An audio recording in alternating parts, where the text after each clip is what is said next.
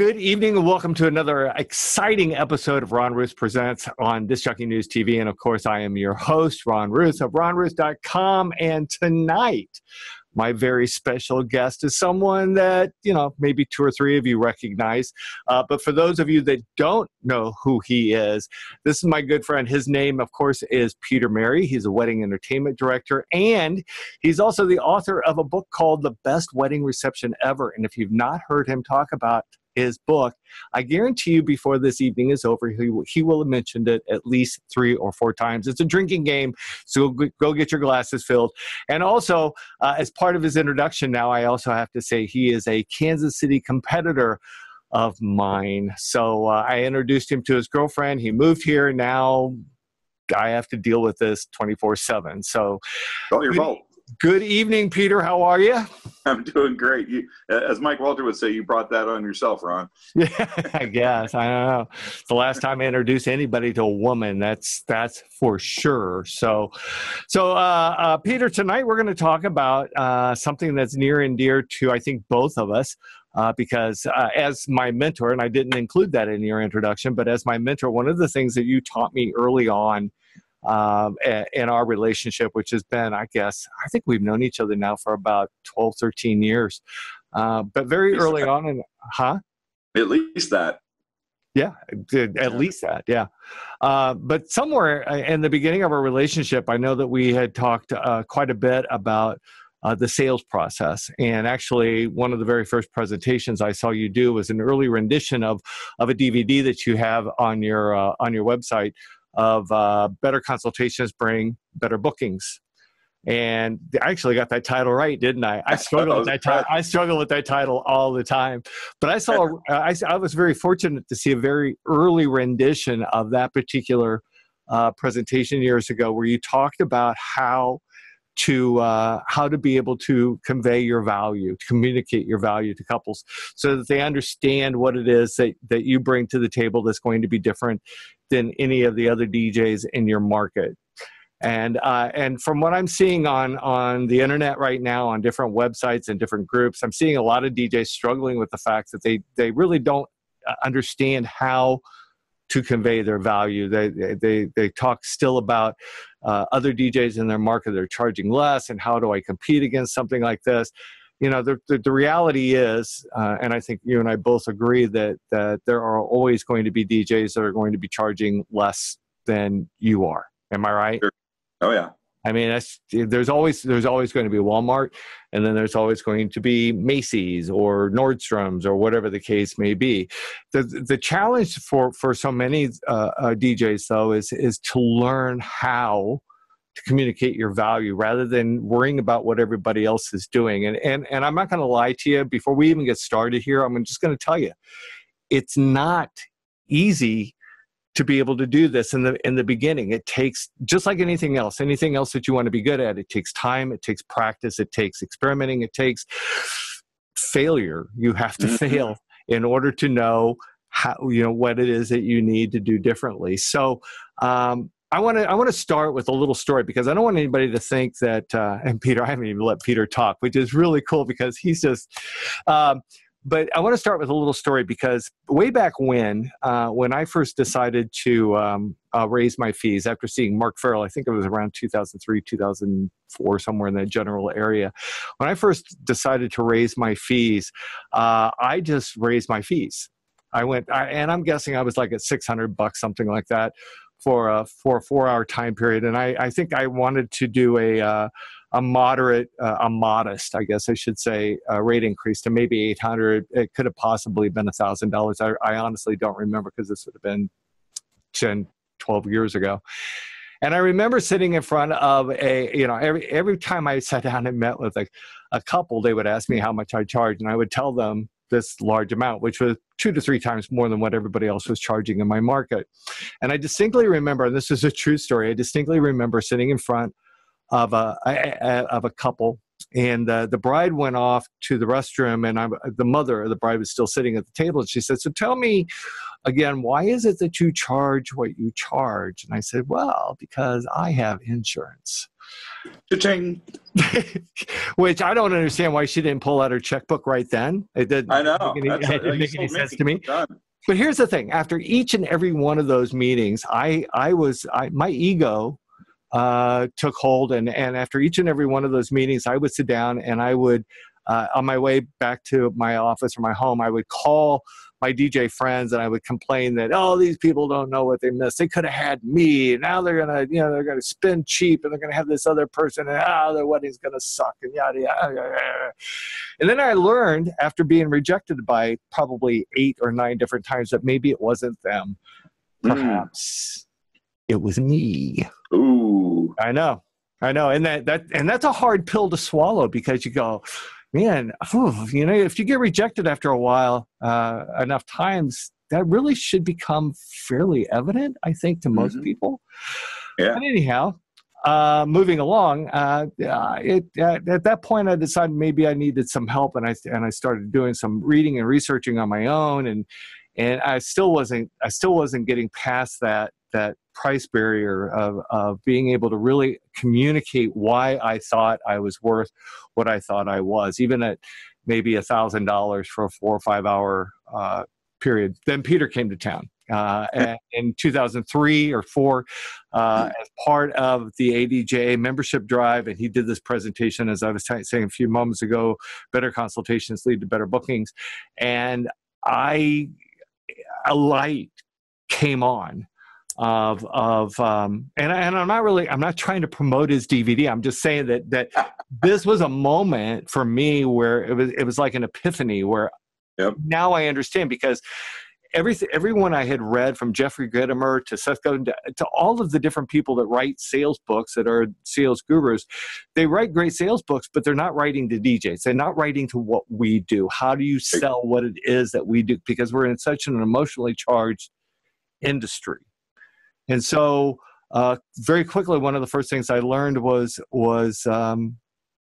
to, instead of talking about what I do, just talk about the couple. Yeah, I'm going to let you jump in here, because now I need a drink because I've talked so much. My problem is I get really passionate about this, because to me it's exciting stuff once you've gotten over the hurdle. But that hurdle is, like I said, it's tough. Well, people say that sales is really a transfer of enthusiasm, and my enthusiasm spilling over into your enthusiasm, and finding a way for those two to mesh. And in my years of looking at the way that DJs sell themselves, and even looking back at the way I used to sell myself, I think too many of us get caught up on what we bring, and too focused on our music, because that's the way most of us are selling ourselves. When I first used to go out to sales meetings, I used to bring a big binder full of all of my CDs that I had in sleeves. And I would ask the couple to name a song they like to dance to, and then I'd flip through real quick and find it and pull out the CD and hold it up and tell them what track it was without even looking. And that was my way of showing that I had the music knowledge to meet their needs and do a good job, because I thought that's what I was selling. And nowadays, I very rarely even discuss my music with them during a sales meeting, because that's not what they're buying. They're buying a result. They're buying an experience. They're buying an unforgettable celebration that their friends will hopefully talk about for years to come. But it took some time to learn how to communicate that differently. And I've sat in with DJs and watched them sell, and instead of selling, instead of connecting with the client, instead of showing their value to the client, they immediately went into a planning meeting, which I don't even do my first planning meeting with a client until 3 months out. And they'd pull out their planner and start asking all kinds of questions about, do you want to do this? Do you want to do that? Do you want to do bouquet garter? Do you want to do money dance? And it's like, why are you asking a client these questions 9 months to a year in advance? Because that's all they knew about how to sell. They wanted to start building a plan and then go, well, I can make this plan happen. But that's really not what a sales meeting is for. A sales meeting is for 2 primary functions. And I've actually told this to clients who kind of looked across at me when we got done with the meeting, and I could tell they were ready to book. I've told them the number 1 priority in a sales meeting is to find out if we're a good fit. And that comes through getting to know them first and really examining who they are, how they met, what they're looking to create, what kind of experience they want their friends and family to have. And once we've gotten past all those hurdles and we got a clear picture of who they are and what they're looking for, Then I can move into presenting what I do and showing the value that I can bring to the table. But I have to find out first if we're a match. Because if I'm talking to this couple and they want a very stripped down, boring wedding, maybe I don't want to do that wedding. If it's not going to get me any referrals, nobody's going to go, wow, that was an amazing experience. Can I get your card? They're going to go, man, I'm glad this wedding's over. See ya. So, I may want to hand pick the weddings I want to do. And by getting to know them, what they're looking for first, I'm able to achieve that first objective. The second objective, I've always told my couples, is once I've verified that I think what they're looking for and what I can bring to the table are a good fit, then I want to do everything in my power to make sure that when they picture a face behind the microphone at their wedding, the only face they see is this one right here. Right. If I do everything in my power to make them picture me as that person, they can go meet with 20 other DJs. But if those DJs don't make those same two connections and pass those same two hurdles, they're going to have a hard time erasing my face from behind that microphone. Mm-hmm. And so it starts primarily with the consultation, which is why that seminar was called Better Consultations Bring Better Bookings, because too often DJs show up at a sales meeting and they jump right into, here's what I do, here's what I bring, here's why my parties are the best, here's why you should hire me. And if you listen to that, it's all about I and me. It's right. nothing about them. Right. And consultation is not about you, it's about your clients. And a consultation is about finding out who they are, finding out how they met, which is so vital because the story of how they met can play such a big role in some of the things you can create for them. And then it's really about finding out what they really want and what they really need. And here's the best part. They have a pretty clear picture of what they want. You can get them to spell that out. When it comes to what they need, more often than not, especially when it comes to our line of work, they have a very limited scope of understanding what they think they need. They think they need music. They think they need somebody to play music for dancing. They may even think about somebody making announcements. But if you can expand what they realize they need before you even get into your consultation, you're going to be 10 steps ahead of most of the other DJs that meet with them. Mm-hmm. And that's where one of the principles I've taught for years comes into play. I call it ask, don't tell. Right. I've heard DJs say for years, and I've seen it even posted recently online, well, I make sure to tell them that the DJ is 80% of the success of the event. Why would you ever tell a client that? They may believe it, they may not. They may go, oh, this is just a bunch of BS that he's saying to make him sound more important, so we'll want to hire him. And so by telling them what you think they should believe, you're not giving them the opportunity to ingest it and think about it and then come up with their own answer. Right. And so a much better approach rather than telling them is to say, when you think about the success of the reception you want, you told me you wanted to be fun, you told me you wanted to be memorable. On a scale of 0 to 100%, how much do you think quality entertainment will play towards making that come into reality? And let them give you a number. Mm-hmm. Because chances are they'll probably say 60, 70, 80%. Sometimes they'll say 100%. And if they tell you that, you're not trying to convince them of it. They're already convinced. That's what they believe because you asked an open-ended question and let them fill in the blank. And you're going to be a lot more effective in then being able to show your value later when you move into presentation because you've asked the right questions in the consultation. Yeah. And you brought up, like, I've been writing down notes as we go along here because you wrote down a couple of really cool things that I really want to touch on. First off, that 80% thing that you mentioned just a few moments ago, that's one of those pet peeves of mine is that there has yet to be anybody, if you're telling people I'm responsible for 80% of it, or if you got that on your website and attributing it to, I think it's St. Louis newspaper. Or Martha Stewart. Guess what? There is no firm attribution for that quote. Yep. Who knows? Somebody made it up and they just threw a name on it. So get over that. That's not really. It's not fact. So now, in the mind, the fact is what is in the mind of the customer. If they believe, if their perception is that the DJ is 80% responsible for the success of their event, then that's what it is.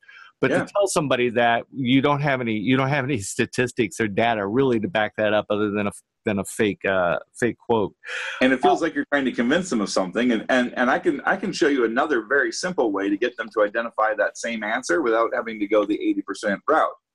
It's really simple. It's a game my friend Jimmy Laram came up with years ago. It's called Take Away One Wedding Pro. So imagine your reception. All your guests are there. They're having fun, but the flowers didn't show. Yeah. Is the party ruined? You're there. You're having fun at the celebration. The cake falls over. Is the party ruined? It might have a damper on it for a few minutes, but it's not ruined. Yeah. You're there enjoying your celebration. Your photographer's shooting away, but what you don't know is he's got a defective card in his camera, and all the pictures he took got lost. You won't find that out till it's all over. Was your party ruined? No. You'll be really disappointed that the photos didn't turn out, but it's not going to ruin it for anybody else that's there, and it might affect the way you feel about it afterwards, but in the moment, you're going to enjoy those moments. If the caterer serves food that's less than stellar, are people going to get up and leave and go to the drive-thru? No. They're gonna grin and bear it, and they're going to get up and dance and have a great time. Now take away the MC and the DJ who's helping to make it all fun and keep people dancing and keep people engaged. How's the party going to look now? And now they see a big gaping hole in their celebration, and they're going, oh my God, that's a really big role. Yes, it is. And I got the client to arrive at that without telling them. Right, exactly. That's actually pretty clever. I've never used that one before. That's a fairly clever approach to someone, especially someone that may have doubts as to what the value is. And actually, I can see that being done more at the end of a presentation, just for people that may be waffling about about your price point at their. The one thing that I say I'd like to deep dive just a little bit into something that you said earlier, and something that I think is extremely important. When I talk to DJs about, tell me about, you sit down with a couple at the very beginning at a sales consult to meet with them someplace, and you sit down and you talk about their wedding. What are the first things that you want to talk about? And I've had a lot of DJs say, well, I talk about my experience. I talk about all the fun stuff I bring to the wedding. And like you said, you're not making that connection by doing something like that. Keep this in mind. And I think this is extremely valuable, is that as a wedding DJ, or as a DJ in general, we are being invited to participate in one of the most emotionally impactful day of a couple. I mean, it's emotional for them. It's emotional for their family. It's emotional for their friends. We are a part of an emotional day. So that means that our role has to be taken in a way where we're making an emotional connection with this couple. If we can help them with, if we can help them with those emotions and help and connect with them on that, with the same level of excitement, the same level of care, the same level. That's why I said I really dislike the term client. I prefer the term creative partner, because that puts me on the same level as they are. That makes me just as responsible for their, not responsible, that makes me just as much a part of their event, of making it successful as they want it to be. Makes you just as invested. There you go. Thank you. That's the word I was looking for. That's why you're an author and I'm not. So let's deep dive just a few moments into this. What I call this the $500 conversation, because this to me is a moment for you to make that connection. And if you can make that connection, then possibly you could even raise your rates, maybe as much as $500. I'm not saying that it would be, but if I were to put a price on it, I'm going to say $500. So when we first sit down with a couple, Peter, our first response it typically is to tell me a little bit about yourself. Are you from here? Where did you go to college? Maybe were you on a fraternity, sorority? Did you play sports? Whatever. Just general conversation. Where do you work? What's your degree in? That's one of my favorites, is what's your degree in, and then find out where they work and find out whether or not they're actually doing what they went to school for. Because I find that like 75% of the people I work with aren't doing what they went to school for. And then getting into, so how did you meet? Right. And this is an opportunity, and not just, and if you're doing this properly, you're looking at both of them as you're doing this. So you're not really prompting either one of them to be the first to speak. But I love, especially if the bride is the first to speak, one of my favorite things, and this is why this isn't just so much of a chore as this is fun to me, because it's so fun to hear a bride start talking about how they met or something about their meeting, and then have the groom jump in with, no, they happen like this. So you get this little bit of disagreement going about these little things. And then maybe moving into, for me, I might talk about, where'd you go on your first date? And from that, I would go into, so, you know, did you shop for rings? When did he propose? Where did he propose? How did he propose? Oh, let me look at the ring. Oh, that ring is so beautiful. Oh, you're such a lucky girl. You know, did you pick that out or did you buy it on your own? Because the guys love that one, especially if they bought it without really consulting with her. That's always a fun thing. Man, you are. I always take out one of those jeweler, you know, things and look at it. Yeah. I don't do that. But see, what as DJs, we are so attuned to talking to people over a microphone at an event. We talk to the guests. We talk to individuals. But it's really having a conversation is a totally different animal. You have and being able just to relax and enjoy and showing some vulnerability, because everybody, the one thing that we share in common with each and every one of our customers is that we are as vulnerable as they are. We are as open to making mistakes and having bad things happen as they are. And if nothing else, throughout the course of a conversation, you might hear them talk about something that has happened to you. There's absolutely nothing wrong in sharing that information. Of saying, oh yeah, there was that time that this thing happened to my wife. That again, you're sharing information, which again is making that connection just a little bit stronger with each and every sentence. Mm-hmm. Am I right? Yeah, building a connection is so vital, and it's about finding things you can connect with on their story, but also finding things you can connect with on a personal level. One of the mistakes I do see DJs make is when they're in the middle of doing that portion of the connection, they might say something about what they like musically or about DJs or whatever, and it's very often DJs will make the mistake of using that as a launch pad to jump into their presentation. Right. And my encouragement is to keep focusing on building the connection and keep focusing on drawing out information, because until you've done a thorough consultation, you shouldn't jump into a presentation. Your presentation should start once you've finished a good, thorough consultation. So make a note of the things that they gave you that were nuggets about DJs, but don't respond to those until you're ready to present what you do. Well, yeah, and even at that, I mean, I try really hard not to. Yeah, I mean, to bring up other DJs, you know, is to me it's I don't know, kind of muddies the water a little bit. I mean, I'd rather much rather talk about them and what it is that they need, what they want. If that works for anyone to go the other way, by all means do that. But for me, but I'm saying sometimes they'll bring it up on their own, and we'll find ourselves wanting to launch into what sets us apart or makes us better than that. Right. And I can tell you that at the end of my consultation, when we boil down what they're really looking for, you know, one of the questions I ask is, you know, describe what you want the result of your reception to be like for your friends and family. Give me 3 to 5 words. Right. That helps identify the end result that they're looking for. But part of understanding what they want is also understanding what they don't want. So I usually flip that and say, so tell me about the last couple of weddings you've been to. Did they have a band? Did they have a DJ? Did they have an MC? Did they say anything, play anything, or do anything that made you just kind of go, I don't want that at my wedding? And by identifying the things that they don't want, it helps you to be more clear about what they do want.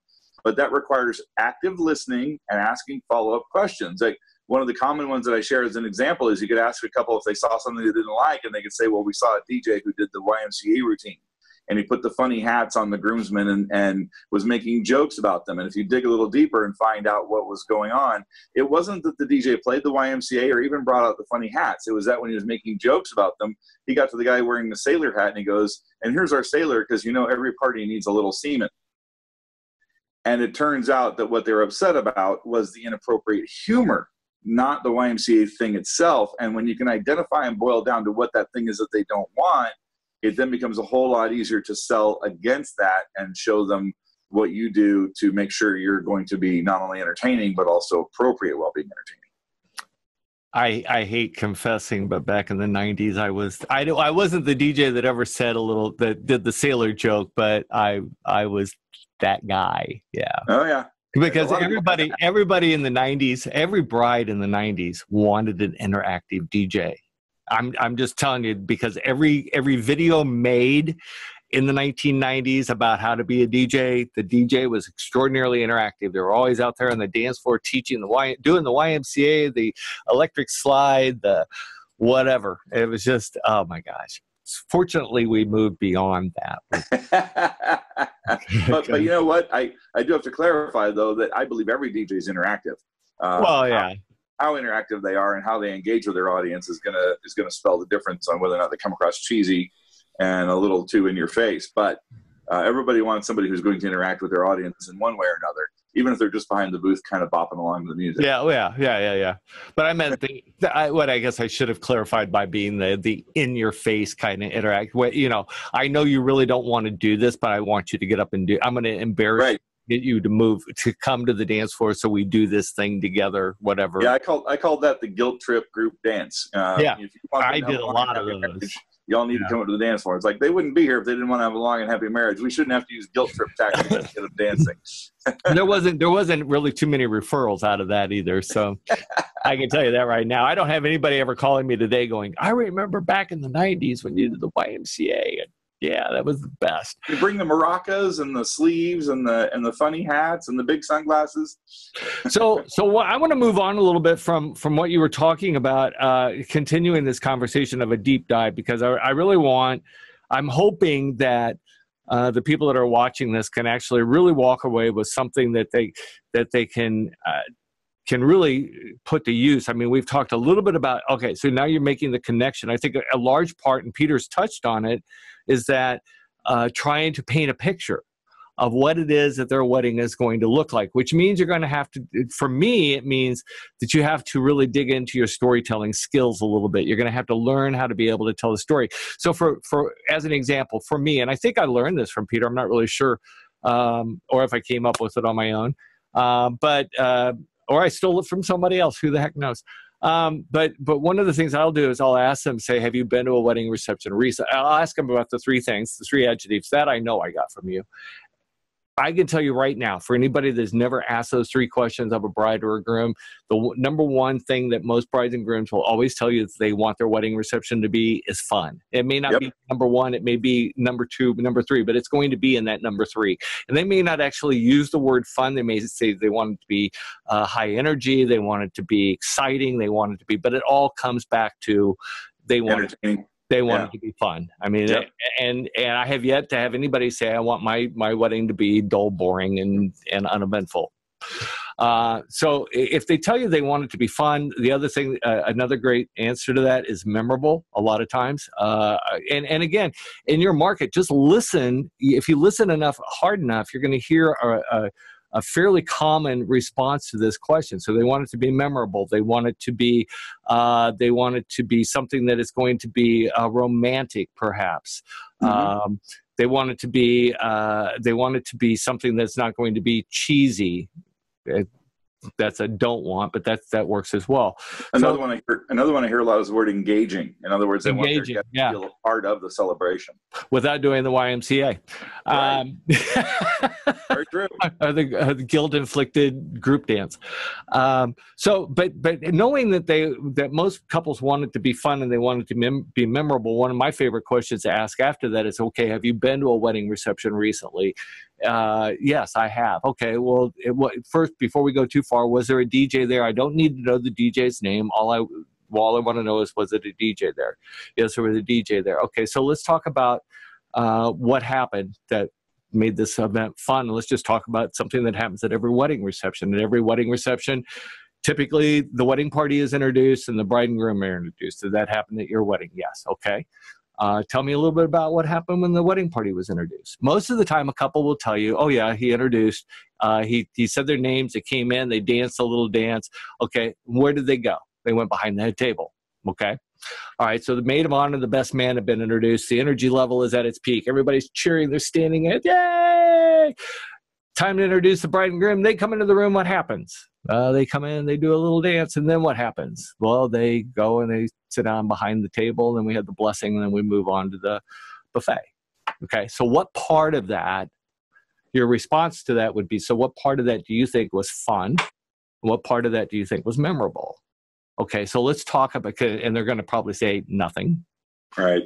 And also, what you just described happens at what, 90% of every wedding that everybody's ever been to, unless they've been to one of mine or one of Peter's.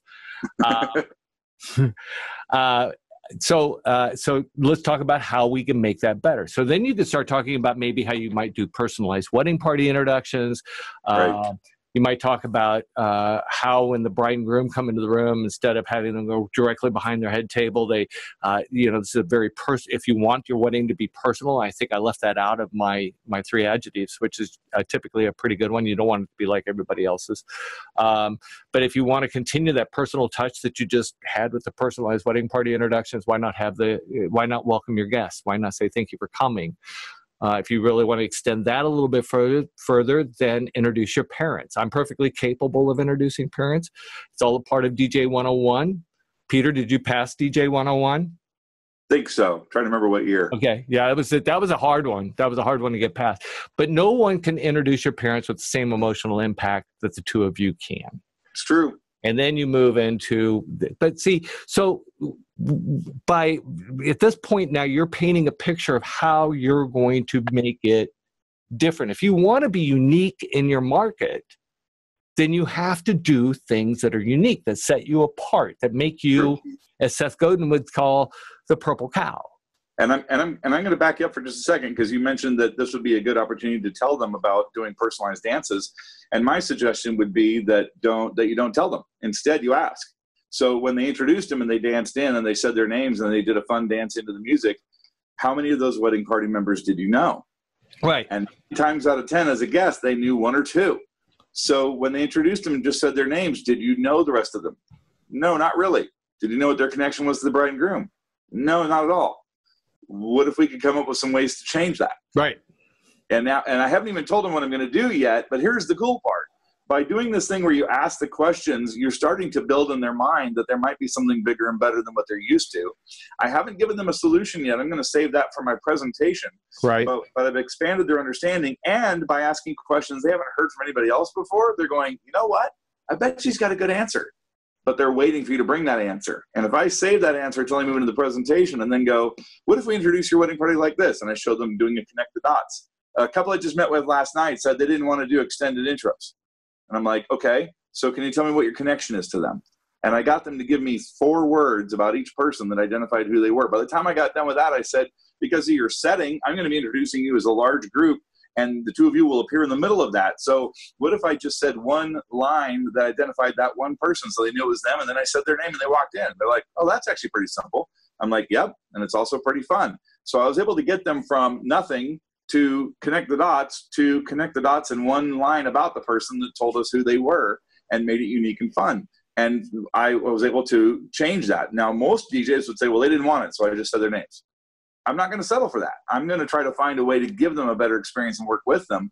But in the sales consultation, your job is just to get them to identify that just saying their names is going to cause a problem, because there will be guests out there going, and who are they? And I apologize. Yeah, I didn't really dive deep into that. I in my explanation, but I would basically do the same thing. What connection do you have to these individuals? Well, actually, the better question for me to ask is, why did you choose these individuals to be a part of the most important day of your life? Yeah. Because you have some connection to them. What the other DJs were doing, the DJ that you saw at the other event, they were announcing people. They weren't introducing anyone. Picture it like this. Here's another. I use this as an example as well. Imagine for just a moment that you had to go table to table to table and introduce your best man and maid of honor to your guest personally. What would you do? How would you do it? Would you just go to the table and say, oh, this is Jim, and then move on to the next table? No, you would say, this is Jim. We went to school together. We played on the same baseball, basketball, volleyball teams. We were fraternity brothers. We served in the military together. We were roommates. Whatever. You would share that information. You wouldn't just go, and then walk away. And most weddings, I think, especially from the best wedding reception ever, and I'm proud of you, Peter. You haven't mentioned it yet, but we talk in the book. You use the movie metaphor, which I picked up on, and I use it similarly. I don't know. Anyway, it's close to what you do. We'll go with that. But I talk about how a wedding reception has a very distinct beginning, middle, and end. And think about a movie, just like a movie, and think about a movie that you either rent or you download or you go to see. And we've all had this happen to us in the first couple of minutes. We had high expectations. It was going to be the greatest movie ever. And 3 minutes into that movie, we suddenly go, what are we watching? What? And for me, that movie is Step Brothers. I cannot get past. I've tried as much as I love Will Ferrell. I cannot get past the first 10 minutes of that movie. It just so the question for the couple becomes, okay, so why did that happen? Well, there was nothing in that first few minutes that connected you, that made you want to pay attention. The same thing is true at a wedding reception. Mm-hmm. If there's nothing in the very beginning that makes guests want to pay attention, that makes it different than every other wedding reception they've ever been to, then why should they shut up and listen? With personalized wedding party introductions, as an example, this is different. We're having fun. We're hearing laughter. If they're talking, all of a sudden now they're hearing laughter. It's like, well, what? Never heard laughter at a wedding before. Maybe we should focus on what's happening over there. Mm-hmm. You know. So anyway, it goes back to the simple axiom that if you want to show value to your clients and you want to be able to command top dollar and you want to be able to earn more doing what you do, you're not going to get there by doing the same things you've been doing all this time. Absolutely. You're going to have to do something different. And the best way to do something different is to give your clients more. One of my favorite examples is BMW. They're known as, the ultimate driving machine. But when you buy a BMW, you know what you're getting. You know what kind of car it is. You know how plush the interior is going to be. But they've found ways to add more. These days, when you buy a BMW, they give you a warranty that doesn't just cover the parts. It covers the service. You bring it in for oil changes, you bring it in for service for the next 4 years or whatever they put the amount on the contract, and that's covered. So you're not just paying for a car, you're paying for all that additional service. They expanded the service they're offering. If we as DJs and MCs can expand the service we're offering to our clients, it's going to show them that we stand apart and we're offering something better and substantially more valuable. Right. And at that point, those other DJs that are charging less, it's immaterial. Here's the deal. The thing as some of you may know, I consult on delivering extraordinary customer experiences. Customer experience is built on emotion. It's built on how you make a customer feel. Do they feel value, special, important, as though the experience they're enjoying was created solely with them in mind? Customers expect, nowadays, your consumers, your customers, your clients, they expect a high level of an experience, not just service, but experience. And here's the beauty of that. They will pay more to enjoy that experience. They will refer it more often as well if you follow through and wow them throughout the course of that experience. So the other guys, I don't know about you. I don't worry about them anymore. They're there. I know they're there. It's just a fact of life. But for those of you, and I know there's a lot of you out there that want to succeed at what you do. You want to take that next step. It's important to remember that the status quo is easy. What I told you at the top of this conversation is that what Peter and I are talking about here, we've been doing this for a while, so it's a little bit different for us than for someone that's just starting out. It takes time to get this down so that it becomes very natural to you when you're sitting across from a bride and groom to be able to convey your value in such a way that you're able to have this conversation without talking to somebody. Peter, it's one of the reasons why I never mind when a client says, I don't want to waste your time, just give me a price. If they'll give me the time to talk, it's giving me another chance to practice conveying value. So even if I don't get the sale, that's still fine with me because it's allowing me to practice and hone my skill at communicating what I do. And I've had occasions where people didn't hire me, turned around and told a relative or a friend 3 years later, the biggest mistake I made was not finding a way to afford Peter Mary. And then I wound up getting hired by that friend or relative based on the regret, which is just awesome. And that's only going to come from communicating good, solid value every time. But we've talked quite a lot about the consultation side. Let's move up to the presentation and maybe give them some highlights on things they can do that can show that value. All right, let's do it. Okay, so one of the things that I've heard a lot of people say is that, once you get into presenting what you do, you need to you verify that, you got the chops to pull this off. So you're going to want to show them your track record and show them all the things that make you the best. I disagree. Once again, going back to the model of focusing on them first, even in your presentation, when you're presenting your value to them, you should be presenting them with the things that matter to them first. And that starts with what marketing and sales will tell you is wants and needs. So you're going to want to find a way to show them that you have what they want and you can deliver what they want. And that doesn't just mean, hey, look, here's my light show and I can throw in a photo booth. It means, hey, here are pictures from a previous wedding where everybody was on the dance floor, or here's a picture where everybody's laughing during the grand entrance, and this shows you that I can deliver what you want. When it comes to what they need, if you've done a good job in the consultation of expanding that need awareness so they see bigger needs and they're starting to see holes in what they thought they needed and they don't know how to solve those, you've now created problems. And you can show them that you have solutions to those problems. Right. So that would be when you show them, here's a great way to make the grand entrance more fun and personal, and the guests will feel more engaged. And here's a great way to make sure nothing gets overlooked when things are moving along, so it moves smoothly instead of having gaps. And when you've got those things in place to show them, you're now solving problems and giving answers to needs they didn't even know they had before they came in to meet with you. And that's going to be huge. And then you move from that into maybe collaborating a little bit. And I wouldn't recommend spending a lot of time on this, but maybe just brainstorm with them on one idea that they're thinking about doing, something they want to do to make their wedding unique. And if you can brainstorm with them on that and show them you've got a solution and you've got plenty more, not only in your back pocket, but you're more than willing to invest more time in the planning process doing the same, that's going to be a huge value in their minds. And then at that point, you can move into, things like your experience level and what you bring to the table. But I don't think you need to even focus on that so much, because if you've done a good job showing you've got what they want and you can meet the needs, even the ones they didn't know, and you can brainstorm solutions with them, even those first 3 steps will show so much value in their mind. They don't need to know how great your feedback surveys are. They don't need to know how great your testimonials are. Those things would just be icing on the cake, if even necessary. And chances are, if they're meeting with you, they've already researched you anyway. They've looked on Wedding Wire. They've looked on the Knot. They've looked, they know already what your review's saying. And 9 times out of, well, not 9 times out of 10, but maybe there I am pulling statistics I can't back up. Who knows? The majority of the time, I'll go with that, and I'll actually stand by it. I think the majority of the time, when a customer contacts you, they already know. Right. And 67% of the time, most statistics are made up 90%. Right. And I would agree with that 10%. So there.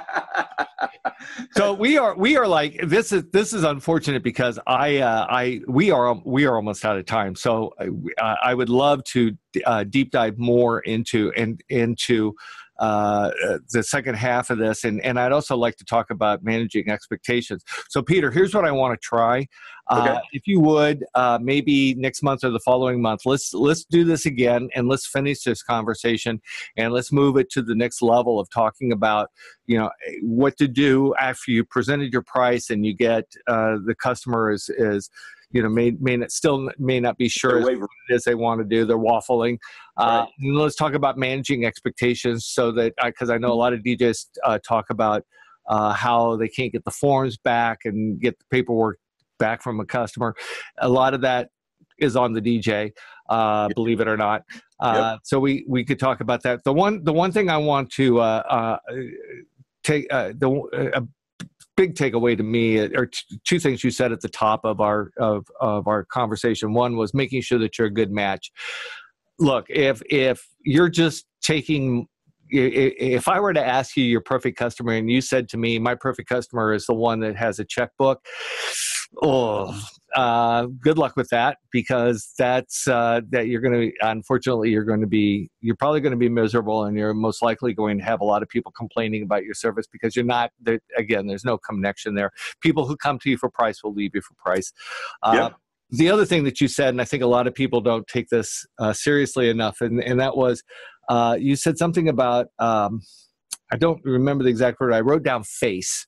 And the reason I wrote down face and it stood out to me is that when I think about a wedding, when I think about my customers, my creative partners, if you will, I think about how chances are I'm going to be, Peter's going to be, you as a DJ, you're all going to be in the photos of these couples at some point. This, again, going back to this, one of the most emotionally charged personal days of a couple. We are a part of that, and chances are we're going to be in the photos. What do you want? Imagine the bride and the groom are sitting down after all the photos have been returned, and they're going through the album with a couple that is newly engaged, and you come across a photo of you, and they say, what do you want them to say? Do you want them to say, oh yeah, that was our DJ, and move on? Or do you want them to say, oh my God, that's Peter, and let me tell you what Peter did. Oh, you're not going to believe all the things, all the steps, how much fun. Oh, I wish these photos could demonstrate all the laughter from all the different things that occurred at our wedding. Think about that as you're sitting down from a couple, sitting across from a couple. You are a part of that day, and that may help with the mindset a little bit as far as the stories that you want to be able to convey to them and how you go about the sales process. So with that, Peter, thank you so much. I feel like I dominated this conversation, which is like highly unusual for the two of us, I think. Thank you so much for being my guest this evening and for having this conversation. And it's like I said, we'll come back and we'll do this again. Peter, if people want to reach out to you and get a copy of Better Consultations Lead to Better Bookings, how do they do that? Well, they can get a hold of Better Consultations Bring Better Bookings. That too. If they go to thefunweddingexperts.com/products. That's thefunweddingexperts.com/products. And I would also recommend while they're there to look at the 2 DVD bundle that I have available that offers Better Consultations Bring Better Bookings combined with Showcasing Your Value, which does a really serious deep dive into what we highlighted here at the end about the steps of showing the value you can bring to them in your presentation and doing it in a logical format that makes it so clear what you bring to the table that if they don't book you, they're going to feel regret. They're going to feel like they settled for less, even if it was just, well, they couldn't afford it. And I think those two together make a fantastic combo. So look for the combo pack of those two on the site as well. It's thefunweddingexperts.com/products. I would agree with that. I think both of those are great. I've seen both presentations, and I was looking to see if I have your DVDs over here. I think I am in the other room, but yes, those are awesome products and well worth the investment. I will be back on September 25th. And the cool thing about coming back on September 25th, it'll be the day after I get back from my vacation to Walt Disney World. So I'm going to have all sorts of incredible stories to share. I might even take home videos and we may do a slideshow there, do an entire hour of my vacation. Just to make us all jealous. Remember going to Uncle Charlie's house, and they would pull out the carousel of slides, they want to show you their trip to the Ozarks. Yeah. And it's like, oh my God, when do we get to go home? Gotta go home. All right. Well, again, thank you so much, Peter. Thank you to all of you for taking the time to be with us tonight. And until next time, it's Ron Ruth saying good night, y'all.